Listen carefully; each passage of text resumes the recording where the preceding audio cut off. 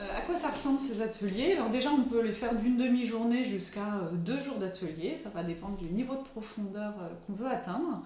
La première partie, c'est toujours comprendre les modèles du Insideist et comprendre quel type de comportement on met derrière un comportement de type rouge, jaune, vert ou bleu. Donc c'est déjà apprendre à connaître et à comprendre ces couleurs. Donc l'objectif en fait de ce profil, c'est d'apprendre à comprendre comment on fonctionne en termes de comportement, soit dans notre profil naturel, soit quand on doit s'adapter à notre environnement, et notamment de comprendre comment on agit face aux défis, face aux challenges, comment on agit dans nos relations à autrui, comment on agit face aux changements, ou comment on agit et on se comporte face aux règles et aux processus. Et du coup, dans ces ateliers, non seulement on comprend de manière globale, ce qui déjà permet d'illustrer des comportements qu'on appelle des comportements un peu martiens, ceux qui sont juste à l'opposé de notre mode de fonctionnement, ou au contraire de mettre des mots sur notre propre comportement et des mots qu'on n'aurait peut-être jamais mis jusqu'à présent. Et puis il y a toujours une partie découverte individuelle de son profil.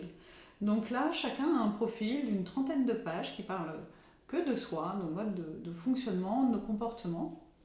Et puis il y a ce temps de découverte, donc il y a toujours des temps individuels. Moi j'accompagne les personnes aussi à comprendre ce qui est dans leur profil, en quoi ça leur correspond, répondre à leurs questions. Parfois les personnes s'y retrouvent, parfois pas du tout.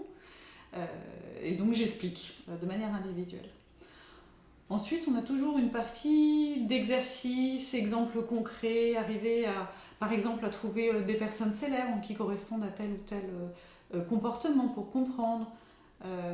Trouver des métiers aussi, en tout cas des modes de fonctionnement et de chercher des exemples qui illustrent concrètement et au quotidien ces différences de comportement.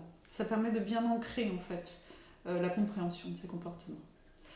Et puis, on a toute une partie échange, donc des échanges en grand groupe. Les gens se parlent, se font des miroirs, disent moi je fonctionne comme ça, et d'autres qui disent c'est bizarre, moi justement je fonctionne exactement à l'inverse. Et tout le monde comprend que tout est normal, tout est naturel, c'est juste différent.